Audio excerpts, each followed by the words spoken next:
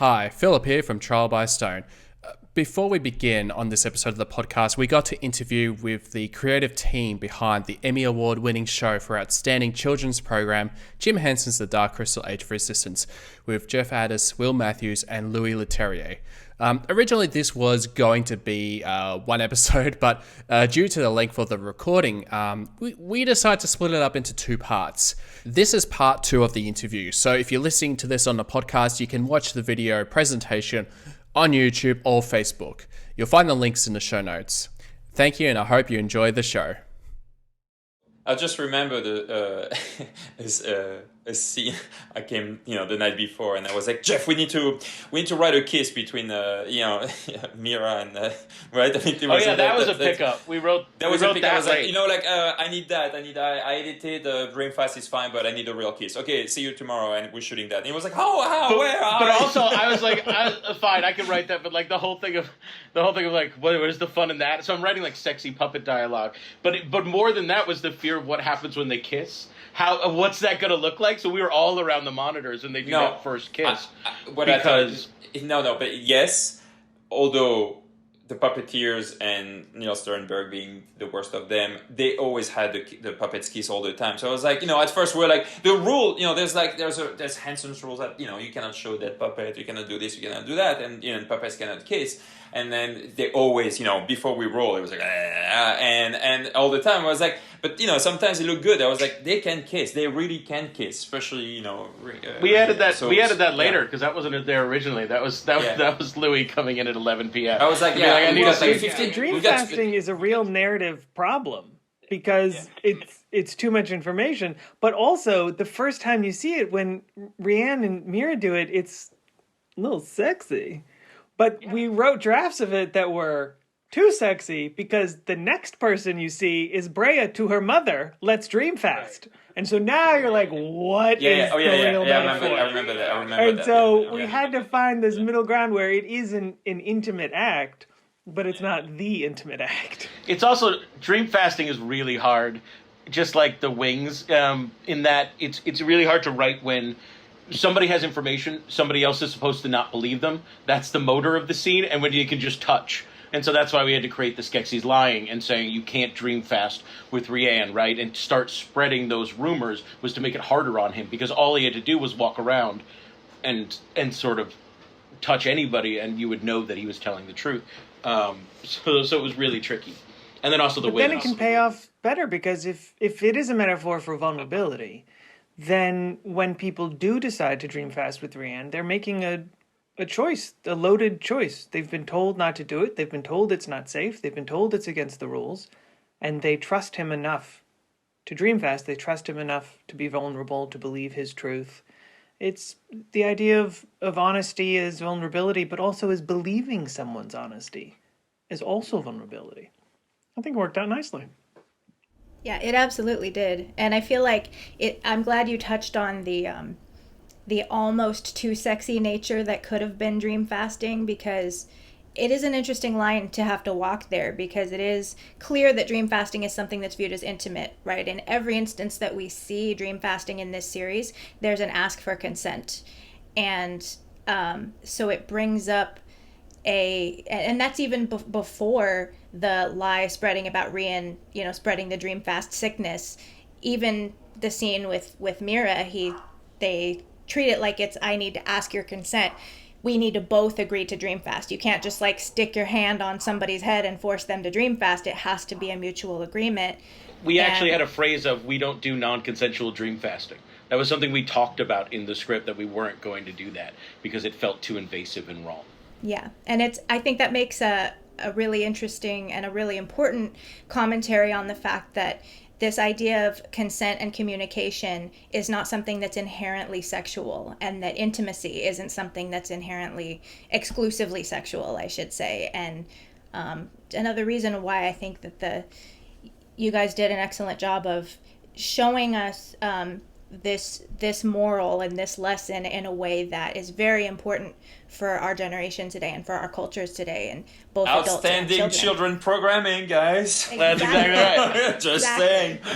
That's the reason. I was wondering, but you're right, Sydney. That's the reason. No, it's Sydney, I think You're exactly right. We thought of it as intimacy. So the first time you see it between Mira and Rian, they ask and they bring it up. We wanted her to sort of initiate that, to show that she was more in control of that situation if it was slightly sexual, as opposed to him. That felt important to us. The next time that you see it is Brea and her mother, and it's sort of a little bit of old hat.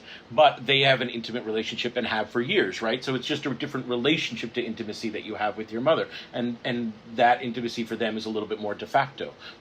I mean, Brea withdraws her consent when she sees the necklace. Yep. So the mother is very casually, fine, we'll dream fast, whatever, as if it's just passing notes. But then when Brea sees the betrayal, she says, well, now I don't want to dream fast. It's now I don't trust you. Mm-hmm. And so, yeah, this idea of not exclusively sexual intimacy. I remember there's a great line in one of the old Star Treks when Spock would talk about my father and I never chose to meld our minds. And that was always such a sad line to me. I always loved that line. What a unique choice in all the galaxies, in all of the possible relationships, this ability to meld minds. And the father and son never did. Stayed with me. We're all just gonna cry now, I think. Yeah, No, but that's one of the power, the freedom that we had as creators, filmmakers, storytellers by exploring this world. It was there is, it's a matriarchal society. There's true parity. We didn't have to use the awful truth of our world. We could just imagine, what would an ideal world look like, and we could create this, and we were able to do that. We created we created our ideal world on screen and our ideal world off screen. Like literally, our crew was 50% if more 50% women, 50% men. Everybody was like, kind and nice to each other. We were laughing. We were doing this. It was like okay, it could be this. Life could be this way if we want it, And it's so nice as a writer to not have to explain why the 7 Maudras are all female, right? They could just be female. You didn't have to have a line of like, how this happened, or that's great. You were just like, yeah, they're female, let's carry on. The bigger question is, what puppets are we going to use? We need like 7 puppets now to like be them. That was the trick of the story. The deeds to fathers and all that stuff. Like we didn't need to answer those questions. Like it was not important to us. It was more like, that's the world. Okay, move on, accept it. That's it. You just don't need to do this. I think it's also important to leave those questions open for the fans to have things to chew on and to discuss. If everything's just laid out in front of you with no ambiguity whatsoever and things are overly explained, then that removes a huge chunk of the interactive experience that's inherent to being a fan of something, and that's to come up with your own ideas and to sit down with your friends and family who you're bonding with this franchise over and talk about what you think that could mean and how that's important to you as opposed to how it's important to someone else, and it makes it more subjective and more personal. And I think was that something that was sort of a part of the deliberate choice to not be too explicit with why everything is, or is the aspect of we want to leave something for fans to chew on? Is that something that comes up, especially since you are fans yourself too? Well, all the time. Yeah, all the time. No, exactly. It was this, but also the way we decided to shoot the show in its very practical way, and in its with puppetry, which is sort of an obsolete technique, and slightly bringing it up to date, was we decided to do something that, like the original movie, would become ageless and eternal, and by answering questions or making it too much in the now and winks. I mean, there's a couple of winks that we couldn't help ourselves, but to today's world. But there's we didn't make it too, and that's it's funny because I heard that on the podcast, Jamie. You hate that, but that we make it like very wink. I was really worried. I just was. No, I know, but you were right about that. Things. I know, but he it's funny because it was out. No, I didn't. I just thought. I was worried that we were gonna see a little podling acting like Peter Rabbit, like streetwise, like I just was, because a lot of times people don't approach material with a reverence. They approach material with a different. But we, sorry, I'll finish my thing and then boys, you should be like, we grew up on fables. I grew up being European on fables, and fables are studied at school because they are metaphors and fables, and they are timeless, and it's about the king, it's about this, but the king is somebody, the king is your father, your mother, the president, the this, authority or something, or the bird or the this or the that, and you just, this is a fable. This is Jim Henson's fable, and it had to remain this way, and we couldn't break it. And we all looked at each other, and we said, we will not break that. We will do, what would Jim do? Every day was what would Jim do on, in the writer's room and on set and post production. So, right. There was a hard balance in the beginning of writing the pilot, of finding sort of the voice of the show in terms of how modern is it? How classical is it? Does it live closer to British? Does it live closer to American, the Mid-Atlantic? We talked a lot about the accents even when we were filming it. And the other thing we talked about was that there's sort of like, there's the show, which is for a wider audience, and then, Will and I did the story for the comics, and that fills in some gaps, but we talked a lot about which gaps we're going to fill in, and we're going to create more gaps as we go. And then somebody else can fill that in if they want. But we're always trying to think of, what do you need to know to watch the show? You don't need to know where Brea's dad is. Doesn't matter. We're gonna explore in the comics whose Brea's dad is, but we're not going to answer the question of where he is. So, because that doesn't matter. That seemed less. We didn't want to take that question away. So there's always the game of which questions, which doors to open and which ones to shut, and where, because the comics are different than the show, which is different than the movie, and they can all kind of have their own space for the fan who wants to go deeper. Or the next creators to come along. I mean, I think everyone was, but Jeff and I were keenly aware that this is our turn with the baton. But the baton will be passed, and the race goes on. And so how do we carry it with as much joy and dignity as we can? But it's not to win the race. It's to have our time with the baton mean something. And so there were moments where we literally said that line. This is for the next creative mind. This is for the next generation of storytellers, if that generation's in 5 years or 37. But it's not, you don't want to, if you give someone all the answers, what's the fun in that? It's the questions. And that's true in so much of Henson's work. That the more detail you have, the more open you are to the other details that might be just around the corner. And so you're not trying to cut off any avenues of thought with an answer. You're trying to provide more little honeycombs of genius for the next person to discover. That being said, I would like a specific answer on a little detail that I promised I would ask about. And I I promise that I will not cry, regardless of what the answer is. I won't be mad at you. Was Omri ever on the table? Okay, now listen. There was one scene. I'll tell you right now. We wrote a scene, and Omri was in it. Real affection for that character. And Will loves that character. Jolie loves that character. Omri was never on the table as a lead. Because we knew he had to go off and do stuff in the books that was going to spin separate and parallel. There was a scene in the pilot where Deet was with Omri in Domrak that we wrote and we ultimately wound up cutting. But there was a scene where Deet, after she falls, where they find her washed up on the shore of the lake underneath, and it was Omri and a couple of kids playing a game called Grixis that we mentioned later as a thing, but and we wound up we never even shot that scene. It was cut pretty early in the process, but yeah. See, that's awesome. I love that. That doesn't make me sad at all. Like, yeah, would I have loved to see that, and would I have absolutely squeed like a chipmunk? Absolutely, 100%. But to know that happened, Omri's got a good little boy band following, so I think people will be happy to know that. I certainly am. Will loves Omri. I love Omri. That is my little goth. I mean, I love Omri too, but Will loves Omri, so I feel like do some fan art. He gets a lot of fan art. Well, I like that Deet spends so much of the show alone, the only one of her kind. I thought it'd be fun to start with. She wasn't always alone. But I'm with you. I'm with you.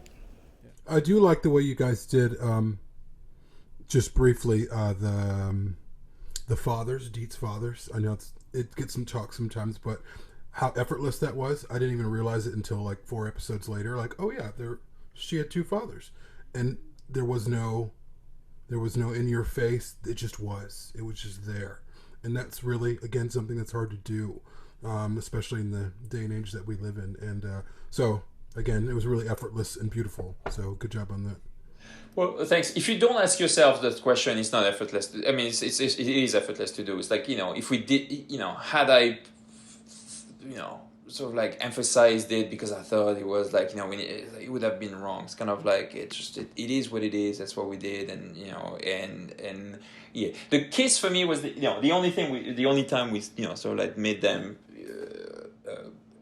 human in a way, and in their romantic interaction. The kiss was just because it just felt like, a little bit more just special, like we're missing something a little bit more special for Rian and Mira, and that's it. But everybody else was like, we don't know. We're still wondering how babies are made in Thrawn. We're asking ourselves these questions. It's a hot topic of debate, if I'm being honest. There are different perspectives on it. I like the Cabbage Patch theory. The Cabbage Patch Kid. I 100% think podlings are grown. And I think we even talked about wanting to see baby podlings growing in the dirt, like little coming up from there. But it never made it. Please tell me they grow butt first. Oh my God. We spent a lot of time on that butt. You saw that podling butt, right? I mean, we built a podling butt. It was like very special. It was actually in the. Do you remember the first version of the podling butt that was built? That it was like, no, this won't work. There was like a first version. We had to create like 2 or 3 versions. I'll never forget. Oh, really? I think I have the picture of it somewhere where we were like, it doesn't feel right. Is it the one that had Brad Pitt's face? No, that's not. There was we did like a the Brad Pitt Gelfling. Gelfling. It was so funny. That Brad Pitt was Gelfling so funny. Was so you funny. should tell that story because that's one nobody's heard. I don't think. Please. So when designing Rian, I was saying, well, we need a hero, because we every Friday for years we're meeting at Henson's having sort of like amazing artists designing the features and everything of our characters, and they do it like on clay. It's really beautiful. There's no computer. It's like old school and everything. And we're thinking after doing. I think we started with the Skeksis because they were, they looked like the stuff that, the Skeksis from the old, and just like made them younger than Aughra. And then we had to talk about our Gelfling, and then we started talking about Rian, and I was like, we need a hero's face, like a young hero, and he has to be recognizable because we have so many faces. And as you would, you guys, I'm sure you've recognized that, there's 6 or 7 general molds that we change, put different colors, different eyes, different head, and it becomes the crowd. But for our leads, we had to have very specific features. And when it came to Rian, I was like, we need somebody like, somebody that you identify and he's handsome and you want, And I said, as an example, Brad Pitt. That's just it as an example, like a young Brad Pitt. You remember young Brad Pitt when we first saw him in Thelma and Louise? People were like, "Wow, who's that guy?" Okay, young Brad Pitt. 2-3 weeks later, we come back, and they're like, "We have a surprise for you. We want to present to you Rian." And then Jeff, Will, myself, Lisa, everybody, we were like, holy crap. It was Brad Pitt as a Gelfling, and it was the freakiest thing you've ever seen. It was so well done. It just was Brad Pitt, but with the Gelfling ears and the little smirk. It was perfect. It was perfect. Because is any evidence... Well, I don't. I think we just. Well, yes, you have some pictures, but I have photos. Yeah, but I think it was destroyed and it became real Rian. But the clay became real Rian. No, but he had worked before. We had some examples that had worked before because Cameron, my wife, she looks like a Gelfling, and that's the only reason I married her. Just to so you know, she does look like a Gelfling, and she does look like a Gelfling. And we when we were doing some tests, the initial test, we modeled. The little Gelfling, and eventually after was some other Gelfling on Cameron's face, and it was working. So they were taking. It was easier for the instead of creating something out of thin air to start with a picture, they were able to do that stuff. So it had worked before, but no, the Brad Pitt as a Gelfling will never work. Is that why that photo of Cameron with Kira on Instagram that she posted? That's something from years ago. It's like one of her fans. She was an actress before she was a producer. Said, "Oh, that Cameron Richardson, she looks like Kira." But that was like from the 2000s, way before she met me. So it's funny. And I just wanted to know for yourself, Louis. Of course, like we're shooting the show. I mean, we're basically shooting it, in production pretty much non-stop, almost for a year. And I remember, I think back at San Diego Comic-Con, you said how every shot was almost like a nightmare for you. And I actually wanted to know, like, what was there any shots like that sort of that come to your mind of like that was like the most challenging shot ever? And but not only that, but was there also a shot that you thought, when shooting that initially was going to be really challenging, but actually you sort of got it in the can, like say in a couple of takes, for example? They were I'll say they weren't nightmares. They were very exciting to shoot. It was so hard. That's what I meant. It's a technological nightmare just to find. Because of the puppets, because the lack of set on top and bottom, I also was camera operating, and it was like very hard to do that. So that's why it became so hard. No, it was like fun. The action.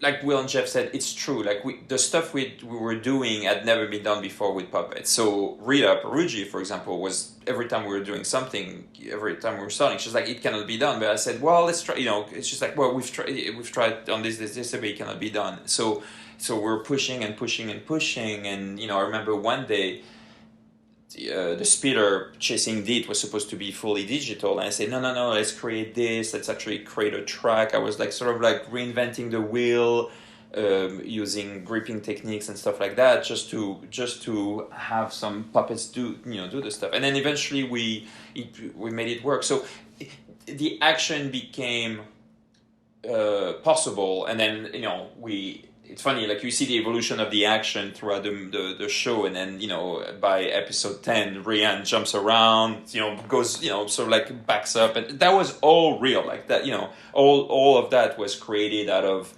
a combination of like, we know how to do understage movements with like basically what we had created was like a little moving train pushed by people where you have 6 or 7 puppeteers, each one operating something in a rail doing that stuff. That was the combination of the speeder moving around, and then Deet at one point when she backs away, when the worm attacks her. So, and then all that stuff, I was just having fun in it, but for me, the hardest stuff is the emotion, is the what. I tell you, one of my favorite sequences, just because the puppeteers are amazing. It's I think it was Elena. It's the two sisters. When they it's the two sisters in the forest. It's Brea. Brea and Tavra, where they run into each other. Who's doing it? That was Elena Smee, right, on Tavra on this today that day. I don't know, but it was Alice and I think Elena or maybe Neil. Oh, I don't know, but like everybody's like literally everybody's amazing. It's Neil. I think it's Neil. I think it's Neil. Yeah, it's Neil. It's Neil. Yeah, I don't want to give him credit because really he's an abominable human being. But Neil is a great puppeteer, and just the truth of the emotion and the simplicity. I mean, you have to understand. You're basically carrying, a sports bag full of stuff above your head, and you don't know what it looks like. And I'm rotating with my camera around you, and you don't know where up and down and left and right is. So they had to be so in the moment and feel their stuff, and then draw the stuff on the ground, and look at each other and smile. And that scene for me is amazing. And that those sort of scenes for me, I was really looking forward to. That's why Jeff, I was like write a kiss, because I wanted to see just a small moment, shot reverse, couple of two shots of these are two very important characters having a moment of, wow, she kissed me, and these moments were the most complicated to get right, not technically, but emotionally. I remember just being afraid that the end of episode 5 wouldn't work when we're ending on a shot of Celadon. When the Skeksis put the crown on her head, because she doesn't speak, she doesn't say anything. And she's just like thrown her sister out. And I think Will and I were always scared of that shot. And we had options available ready to write of like, we're just going to end on Celadon, just like staring. And it was like the big drive into the second half of the show. And it worked. But that's because it's because Elena again. That's Elena's me, because I remember hating her so many. Oh times. Yeah, that's Helena for sure. Hating her so many times when we were doing that flying scene. But that flying scene was actually very, very hard because it was all real. No, when they flew around when the other murderer flew around her and all that stuff, because that was all real. They were flying for real and everything. So we had like puppeteers. It was very, very, very difficult. And with my Steadicam, I kept kicking. And poor Elena didn't know where she was, and I kept kicking her, and she kicked me. And my Steadicam came around and broke my thumb. So my thumb was actually broken on this. So I was like, bleeding, thumb broken, operating. But Elena, who was like exhausted and crying, does this thing where she turns around. She's so good, and she does that turn. That's so perfect. She does it a couple of times in the show. She does it also after the burial of her mother or something like this. Yeah, she walks around. Yeah. For Thrawn. Episode 5, episode 7. Yeah, something or whatever. Anyway, she does it so many. And I was like, oh, I know. You turn and I push in and I slightly rotate, and that gives you the power. It's like it's a dance. It's always a dance. With actors, I'm used to that dance, but with puppeteers, they did not understand that dance because they never do that. The camera doesn't dance around them. The camera is just static and does that. So they had to learn this, and it got very exciting for all of them to do this. Man, they're good. It was amazing. They're so good, and except Neil, who's really a terrible person. I keep saying that. Well, there's always one bad apple. No, Neil is amazing, and Neil's walk. Oh, Rian's walk. There was a shot of just Rian's walk that stays with me until the end of time. As he walks away. They all learned from each other. Like they were like, again, like we invented the wheel there. So they were like, everybody was like doing that stuff, and then Neil did something, and then he was teaching them, and they were very generous with each other. They really, really, really help with each other, and they're very, they are. I say, it's been 2 years now, so I can really say it again. After they are the true heroes of this whole adventure. I mean, we wrote, we shot, we did all that stuff, but this would not be anything without the power of these puppeteers. We can build the greatest set, we can do the greatest camera moves, we can write the best words. It doesn't work if the puppet is like, it's like you cannot do that stuff. If you don't believe the character, it all falls apart. And they brought those characters to life. The generosity really is shocking if, like me, you don't really know anything about puppeteering, and then you see them do it. And so you see someone be the lead of the scene. I mean, do a big part, do a big speech, be the star of the day, and then the next shot, they're someone else's left hand. And there's no hesitation or grumbling, and it's just, you're right in. And so from an outsider's perspective, it seems very effortless and sweet how much they're all there for each other all the time. No, it's a great thing, and they really care for each other. They really they live together. They were like it never happens. Like maybe in theater. Collegial theater, but like this. It's much more like a theater troupe, is my experience of it, than anything else. Certainly than, movie or TV stars. Except Neil, who had his own trailer and was a bastard, but I'm just seeing Neil listening to this. I know. I'm actually just doing it for one person, Neil. Speaking of Neil, his scroll keeper stole every scene he was in. He was really one of the unexpected characters from the show. I was like, he drinks. You can drink up every frame he's in. Every time he speaks, the camera loved him. I thought he was really. And I don't think he really thought he was going to play the voice. I really don't. And we were all like, well, that's the voice. There you go. That's it. Because he was just so great. And that shriek and that sort of duplicitous thing he does. I mean, he was amazing. And I guess, this is one of the questions I sort of, had in my mind. I think it was in episode 3. And, of course, with Aughra, she's speaking, to the crystal. And then she sees, herself, that it's herself from the past before she went and did her stargazing for hundreds of trine. And then obviously, this Aughra is sort of showing her, what has happened to Thrawn and whatnot. So I guess, the vision of Aughra, whether that was just the crystal's representation of that character to speaking to, the actual Aughra sort of thing. Just wanted to know, just your take, because that was like one of those things when I think watching that episode, watching that scene, I'm just like, oh, what, is there some time traveling thing happening? And yeah.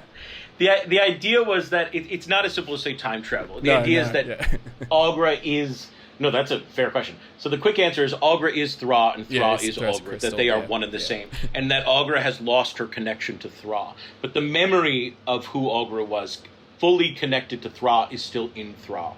And so really what that is Thrawn giving Aughra, calling her back to who she used to be. She's lost her connection. She is Mother Earth, but she's lost that connection. And so she's Mother Thrawn. And so it's Thrawn calling her back. It's the memory of I remember you as you used to be, calling you towards your future, towards greatness, towards the task that you have to do. But yeah, there's no 300 trying to go version of Aughra looking in the water being like, get out there!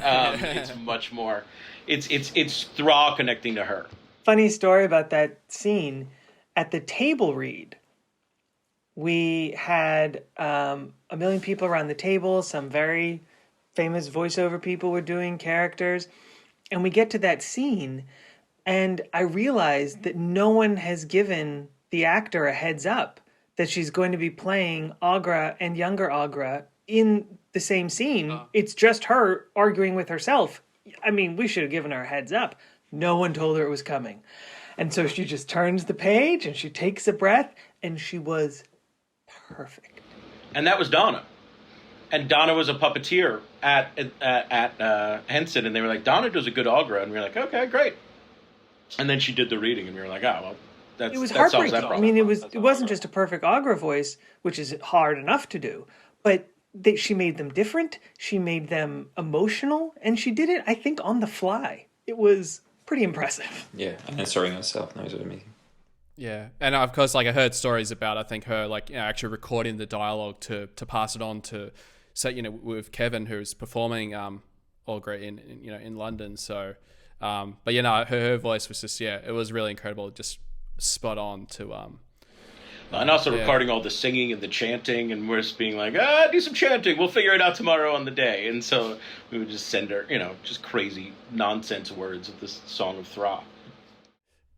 Yeah, absolutely. Yeah, and I mean that was one of my favorite little Easter eggs. Of course, is that Song of Thrawn, and once hearing those words and making, of course, that connection from Joe's books, what they mean and all that kind of stuff. I think we were like, really I stole the heck out of Joe. Joe created the triangle of the Song of Thrawn, and I stole that, and then I created a separate version for that was a slightly different language than the Old Gelfling, so that Thrawn was Old Gelfling is a derivation of the language of Thrawn, and so I created a similar but different triangle like Joe did to create that, and then I also created a separate triangle for the Skeksis language, which we hear, which I used bits and pieces of the original film as well. So if you listen to what the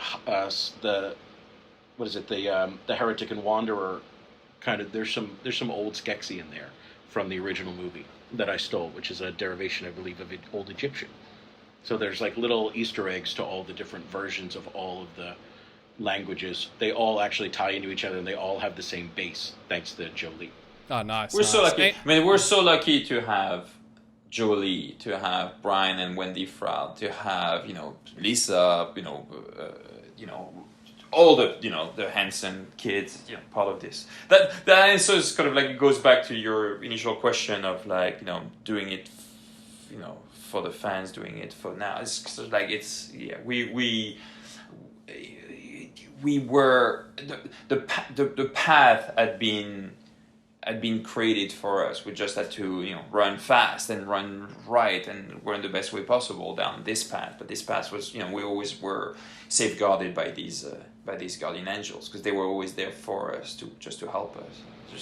I remember very specifically, like being the day we had to record the funeral song. And so Joe Lee, I'm remembering now, it's coming back to me, it's been a while. If I get it wrong, forgive me. Joe Lee had created the language of Thrawn by creating a triangle that had consonant sounds in the corner and vowel sounds in the middle, and you would drag your finger to create sounds so that they were always repetitions of the same sounds. And so I wanted Old Gelfling to be a derivation of the Song of Thra. So I created the same things with slightly different consonants in the corners and syllables. So they sound similar to each other and are created using the same rules. But also I did that while Daniel Pemberton is there and all of the puppeteers are looking at me like, what are we supposed to say? And Sam's there as well. And I'm like, I'm drawing a triangle and I'm making the sounds and there you go and we'll figure it out later. And that was like the TV schedule. Yeah, and Joe thanks to all the people who'd done Joe, it. Remember Joe came that day. I remember that's the only day Joe Lee came on set, and he was like, "Oh yeah, you actually made it work." But like it was all because of like Joe Lee, based on Brian Froud's old drawings. Like all of the work had been laid down by all these talented people. Lisa bringing that into the and Joe doing the Podling language, and then on the day, over and over, it just came to like, we have no time. Thank goodness all of these talented people are around us, and so we know this world, we know this story. Here we go. Here's a triangle. Here's the words. There is zero and it worked. waste. It's crazy. It worked. But there's zero waste in Dark Crystal. Everything is used and reused. Like the initial drawings from Power of Dark Crystal, but also the book of that famous book from Brian Froud, like the World of Thread that has that, and we're like, oh, look at this creature, invent a story for that, look at this, look at that. Everything was used and reused. Like we told that story before, but I think Toby said this on your show. Like there were some pieces of armor that weren't that were not used for these Skeksis that became creatures that Wendy were sort of like repurposing and making into different creatures. Like we had zero waste. Everything was from the ideas to the creatures. Because originally we wanted like even the Gartham that you see at the end of the show to look different than the Gartham that we see later on in the movie. We called that the Proto-Gartham. It was a slightly different, so that because in the movie they're empty, and this one has some Grunaks in it, and we know Grunaks are a thing that aren't going to be easy to find. So we have answers to all that. So we wrote a version of the of it being a Proto-Gartham and looking different and being hatched out of this sack and like all this stuff we couldn't do. And then somebody was like, we have the actual Gartham suit. Like we found the Gartham suit and we're rebuilding. We're like, oh, well, that's awesomer. We're gonna do that because it's the original Gartham suit from the movie, brought back to life. Yeah, great. Let's use that. There's no waste. This is the greenest production. Every scrap of art, every idea, everything ended up back in the show at some point. I mean, because that's the thing, like, with this show, it's like, you could have not referenced anything, had nothing, had your own, like, really own take, and, not include, things from Joe's or, from the previous works before. So that's the thing that I love, that at least, everyone really embrace what has come before, but just and enhance it just so much more, just taking it to a whole other level.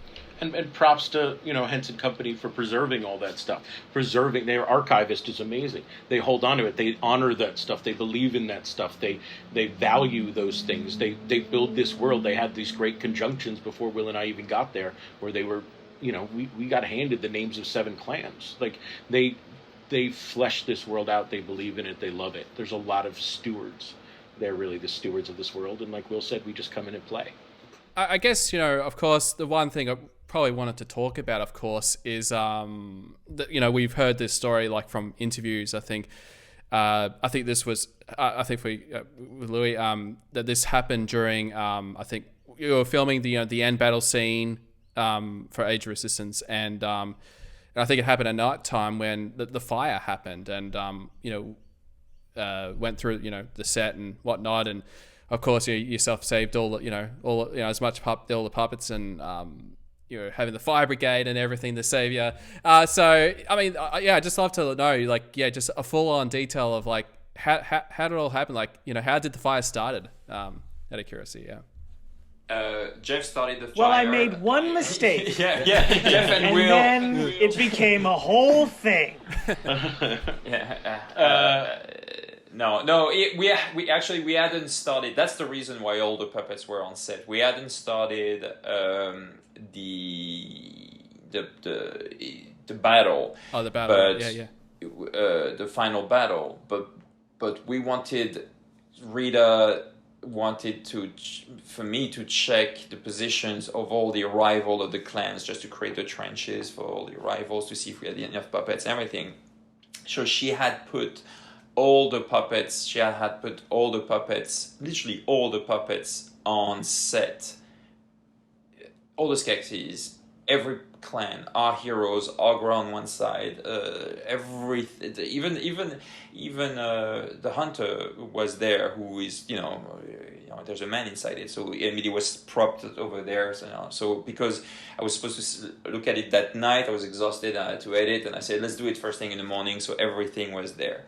I'd have done it that night, it would have still stayed there, but anyway, we were there. It was the hottest day of the year in England, and when it's like it was 100 degrees and there's no AC, or and we still don't know what started the fire. It must be electrical, because there was all these little lanterns underneath this. It must have been one of those.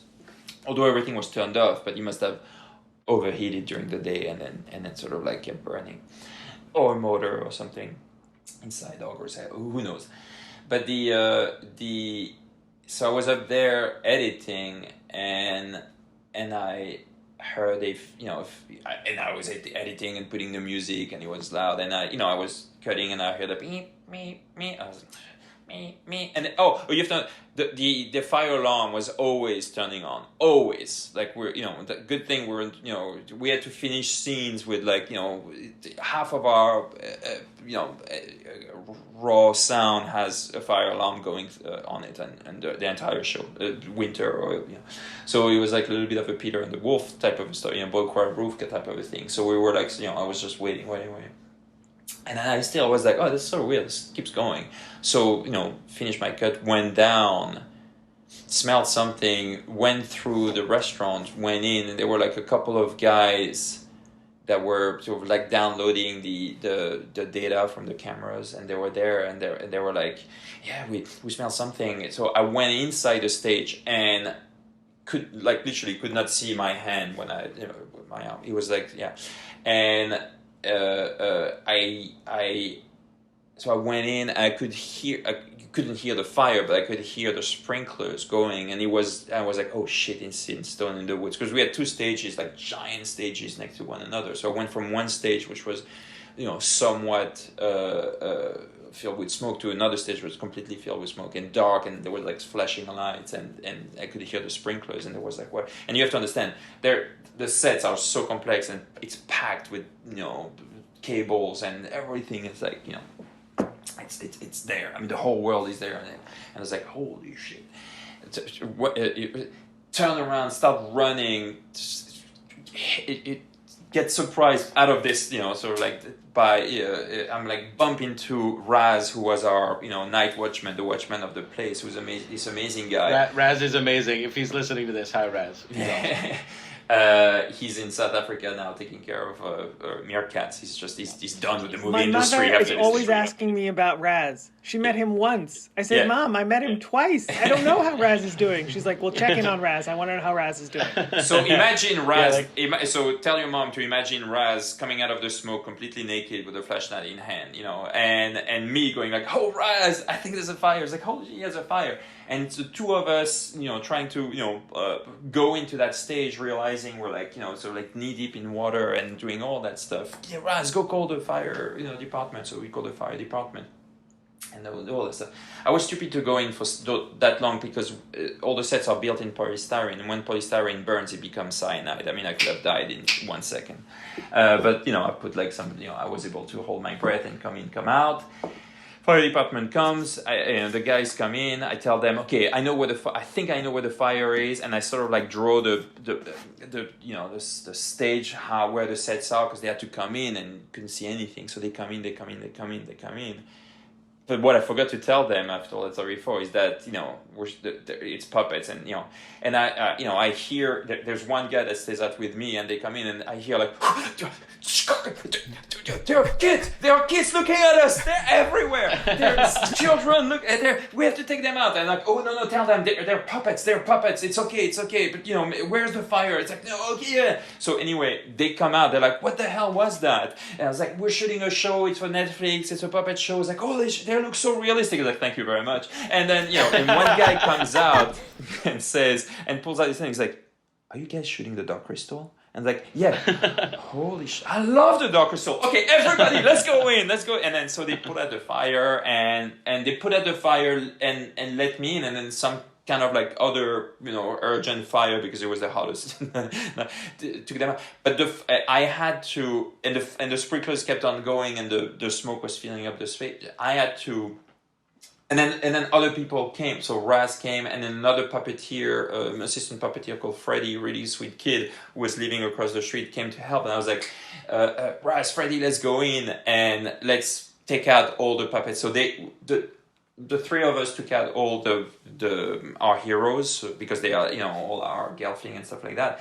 But then I was left alone with all the Skeksis, and the Skeksis are, they must be like 60 pounds, 70 pounds when they're not wet, but with completely drenched, they were like 200 pound Skeksis, and I had to sort of carry all the good thing I was doing Steadicam all day, but that was like all night. I was drenched. I got there early in the morning, because I got like a phone call or a thing that was like, hey, there's been a fire. And so I raced out. It must have been, I don't know, 5, 6 in the morning. It was really early. And Louis hadn't left yet. He hadn't slept. He'd been up all night. He had black soot under his nostrils, because from where he had like inhaled it and around his mouth. And he was just like, it was crazy. And we were mostly just trying to get Louis to like go home and sleep. No, but I was like, I was like, on crazy adrenaline. But the good thing, silver lining, it made the puppets look better. I mean, these puppets for the final battle, they look like they went through hell, because they really did, and they look like they're exhausted and tired, and the subsurface has really been soaked in with like dirt. That's what it is, So it was really it could have been the end of the end of Dark Crystal, period. Like, had we not, because not only was it, we hadn't shot the final battle, but we were shooting out of order, so we'd not shot a few things. So I think they would have never shot we would have not been able to rebuild the show. So had that not been there and we stopped the fire, the 10 hours would have not been, they would have sort of like said, all right, we tried, this thing happened, get insurance, goodbye, and that's it. So we were lucky to be there, at this point. So that's good. That's amazing. No, it was fun. No, it was sort of a, it was like, yeah. Oh, of course there's a fire. Yeah, of course. Yeah, dark. And of course, And also, everybody comes together. I mean, everybody's... Yeah. We're literally just mopping water out of the place with brooms. I mean, the creature shop was soaked down. They're literally just brooming water out of it and cleaning everything and getting the puppets work done as they're fixing up the shop. And it really did only set us back.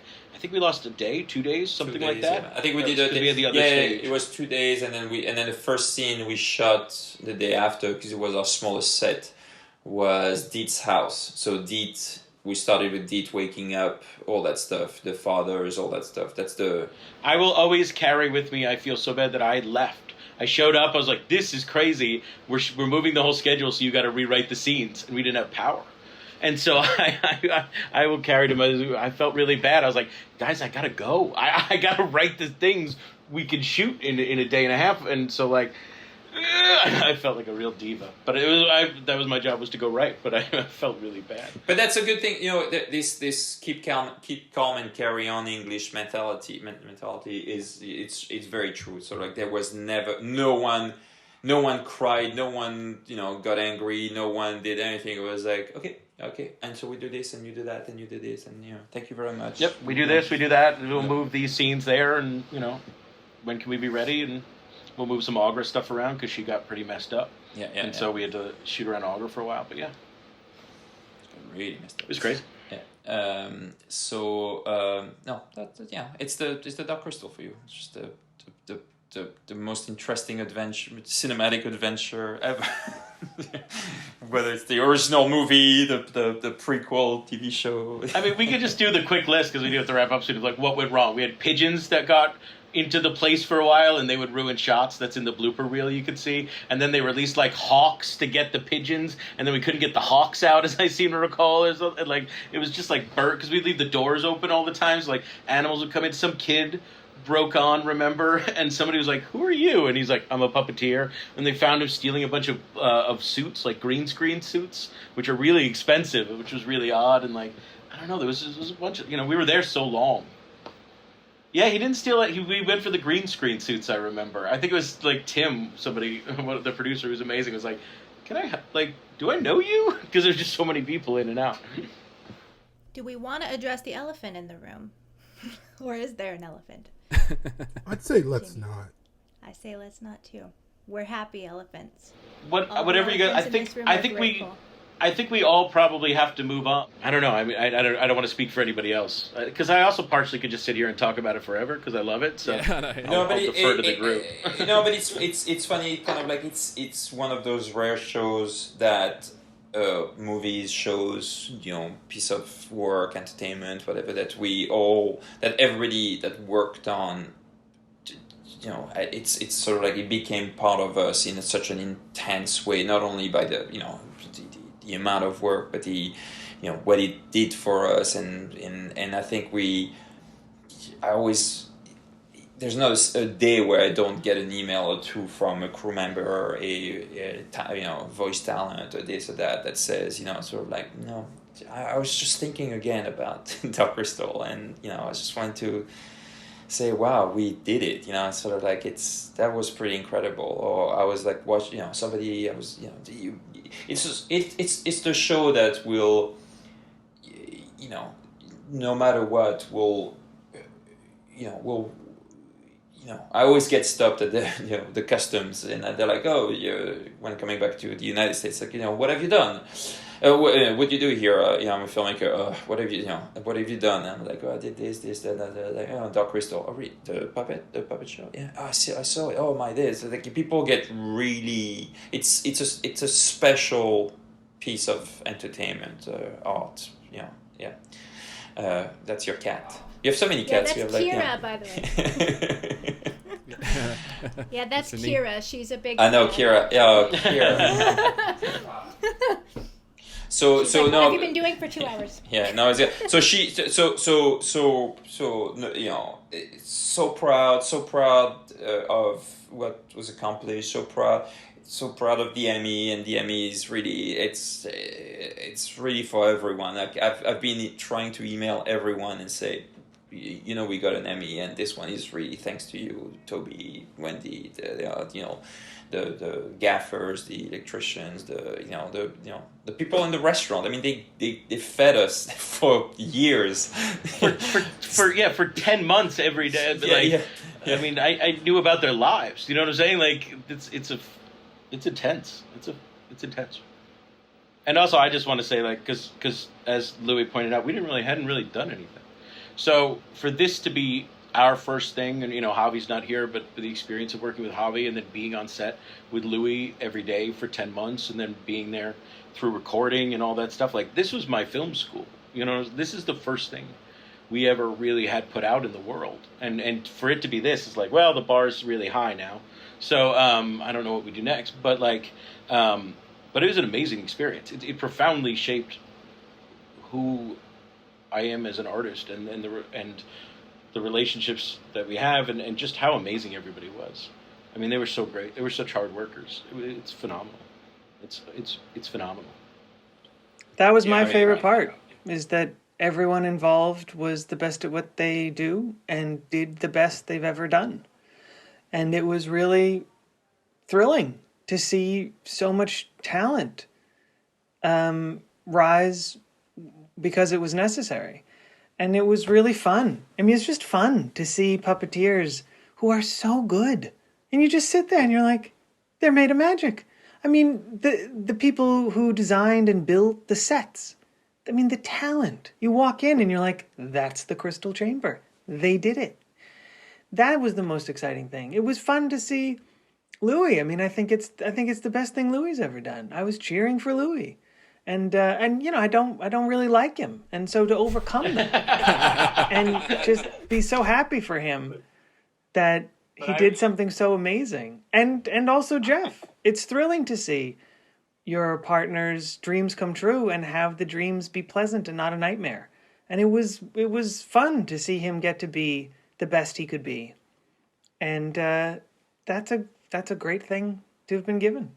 And I know we're not talking about the elephant, but there is sort of an arc the last few days between an Emmy and then the announcement about the show ending, where Louis said this podcast, and I think it's part of the reason that maybe we're hesitating getting off of it, is part of our goodbye to say with to whatever. Look, I don't know the future. Who knows what it's going to hold? But I think that there's something to be said for like. Saying thank you to the fans and the people who are going to watch this, who are going to listen to this, who watched the show, who loved the show, who support the show. For us, sort of at the end of it, to say here's some people who sat in a room and created a thing that grew to thousands of people to work on, and then for thousands, millions of people to watch it, for us to come on for our part and to say like we really loved this thing, we really loved working together, and we really appreciate everybody who watched it, who loved it, who continues to love it, who carries it forward, and that's a beautiful sort of arc. There's a beautiful sort of story there, and so thank you guys for like having us on, to be part of this journey, this part of this next chapter, and who knows what's next. Yeah, I we haven't stopped listening. We haven't stopped reading the Crystal Shard and all the Facebooks, and we haven't stopped. Oh yeah, you guys know I'm on there. I still post checking out. Heck yeah. James's Instagram I'm excited for account the and Celadon character deep dive because that's exactly. No, let's go. That's gonna be a good. But I me as the boss, I just want to say like the power and thank you to Henson and Netflix. They are the reason why us the fans have seen this Dark Crystal the way it's been made, and they have been nothing but incredible at every step of this process, and from the from the test to the green light to the writing to the shooting to post to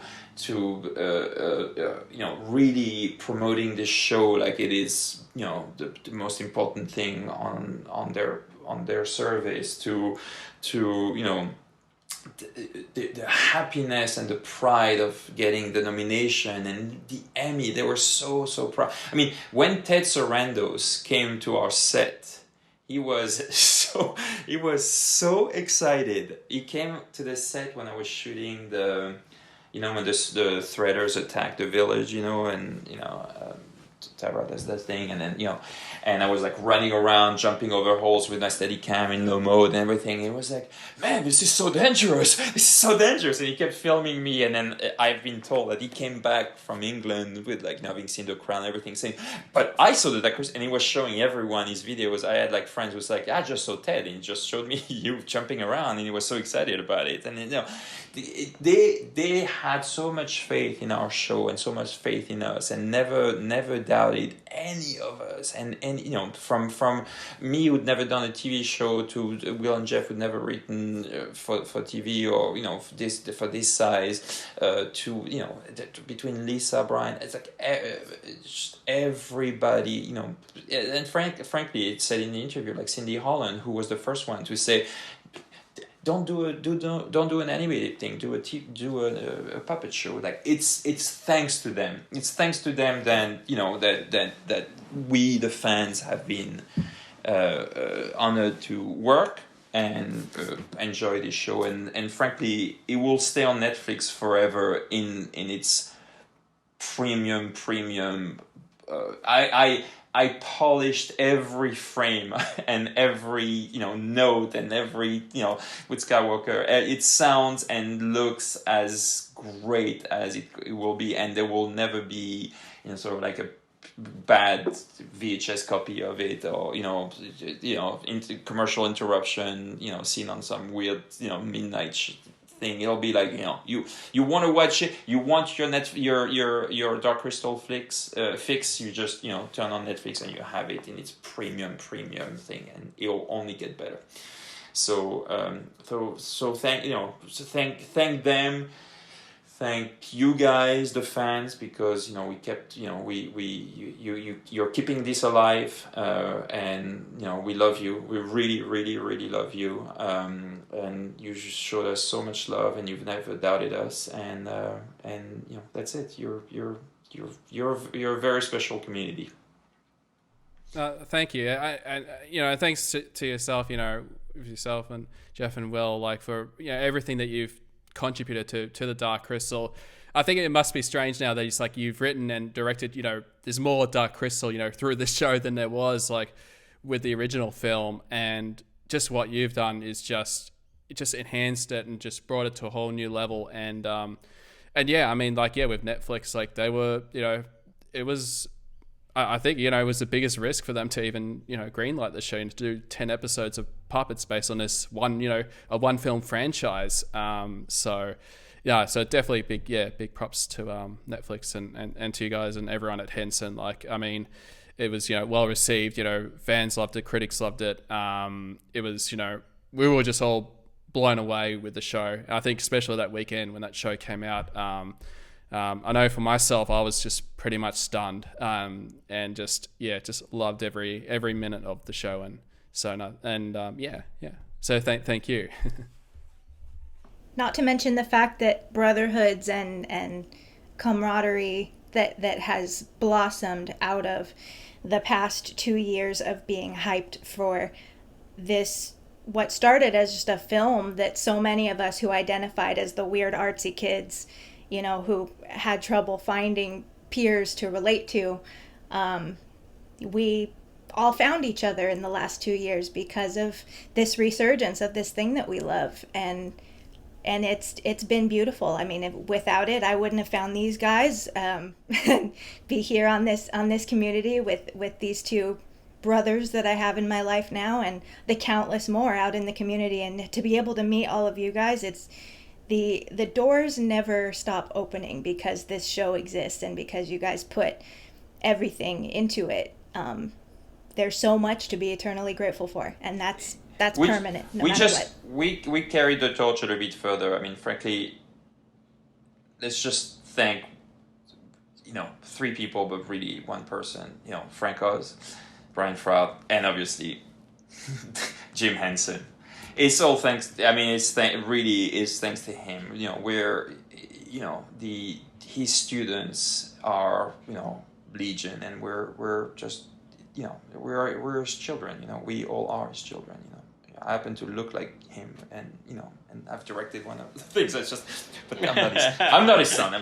But I love when you call me his son on the podcast. I'm like,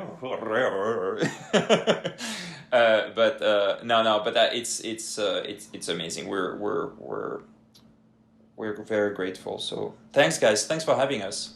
Yeah, absolutely. Thank you so much. Yeah. Our absolute pleasure. Yeah. All right. Well, goodbye, and I can't wait to hear Neil's reaction when.